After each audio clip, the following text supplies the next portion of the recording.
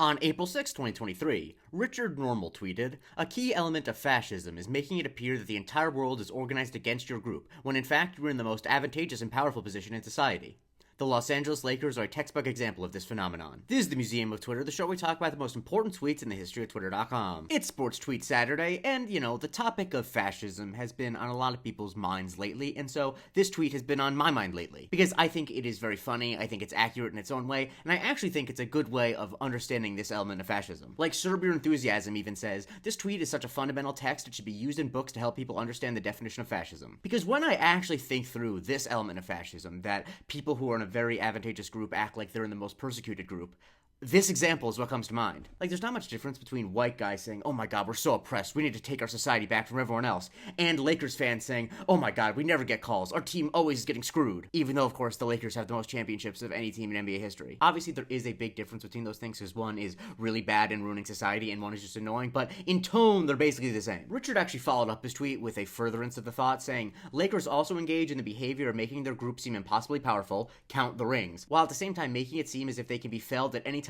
and vigilance is always needed. LeBron whining about the Celtics no call. This is important to study." I'm not sure about what no call he's talking about, but yeah, Lakers fans and Lakers players are always complaining about no calls. Yes, this is not limited to the Lakers, but it is always rich to have it coming from the team that has won the most. During last season, Richard furthered his point by quoting his post and showing that the Lakers led the league in free throws they attempted minus free throws the other team attempted by like a huge margin. This is demonstrating the fact that despite how often Lakers fans complain about not getting calls, they are already getting the most calls of anyone in the league. Cooked by Tubbs used a screenshot in this tweet when he was quoting another screenshot where Lakers fans were talking about how the refs single-handedly gave the Nuggets the win, and if Luka and Bron had that whistle, we'd be lossless ever since the trade. Like, just think about the irony of what they're saying. They're talking about the fact that the Lakers, which have LeBron James, one of the best players of all time, in my opinion, the best player of all time, and they just got Luka Doncic, one of the best players in the league, for a steal of a trade. And they're still complaining that they're not getting enough advantages in games. Dynasprite also used a screenshot of the tweet when quoting Coach Joe, saying, "If you suffered through this era, you're a real one," showing a photo of Chris Kaman on the Lakers laying down on the bench. This is referring to the fact that the Lakers were really bad during this era. But the thing about this era is that it was extremely short. Like, yeah, the Lakers were bad here, but most teams have times where they're bad, and the times that the Lakers have been bad have been a lot less than other teams. You can't point to like 3 years of the Lakers being bad and be like, "Yup, we suffered through a lot." Imagine being a Kings fan. And a few weeks ago, when Donald Trump announced that a statue of Kobe Bryant will be placed in the National Garden of American Heroes, Richard said, "People told me the Lakers fascism tweet was overstating things." He has a point. And as you certainly can imagine, this logic is applied to lots of other groups, specifically sports teams, but even not sports teams. I'm going to go through a bunch of them, starting with the sports teams and getting into some of the funnier examples. For hockey fans, Graf Enjoyer says Leafs. For soccer fans, Jordan says 100% Real Madrid, lol. And Rahul recreates Richard's tweet, but replaces the Lakers with Manchester City. This is specifically in response to a group called Real Talk Manchester City saying, "Manchester City are about to take down the entire Premier League cartel." In baseball, a Real Cutie said that this is the New York Yankees too, which I think is definitely fair because the New York Yankees have the most championships of any major sports team, I think. Like, you can't brag about having 27 rings then ever really imply that you're an underdog in any situation. This wasn't true before the last couple of years, but Yam is right that this definitely applies to the Kansas City Chiefs. Like, the Chiefs were not good for most of my life. This tweet would not have applied when they were trotting out Matt Castle at quarterback, but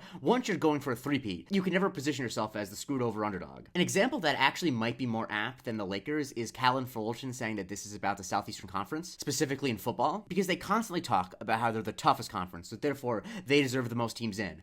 But they're also the conference that whines the most when any of their teams doesn't get selected for the playoff or something. Either you are the toughest conference and your schools are the most prestigious and it's the best football to watch, or the college football ecosystem doesn't respect you and doesn't want to put your teams in. But you can't do both. I mean, you can do both, but it's fascist. Desperado D. Mayer says that this is true about WWE fans. King Korba quoted a meme about Marvel writers not liking Spider-Man and said that this is about Spider-Man fans. Yardley said that this applies to Taylor Swift. And a thing I enjoyed is that Carrots Levert quoted it and said, "I thought that this was about to be about the LAPD." Very interesting. I think the reason why this tweet has stuck in my craw is because it has the perfect tone for a tweet like this, where it is simultaneously making an actual serious point, but it's not being that serious. Like, this is mostly a joke. But I think what's actually useful about it is that it demonstrates the ways that things like fascism are reflected in our everyday personalities. That in some ways, all of the bad and good things that can come out of organized government are downstream of our personalities and the way that we interact with each other. It doesn't mean that if you're a Lakers fan who's mad about a no call, you are actually fascist. It's just that the impulse that makes you do that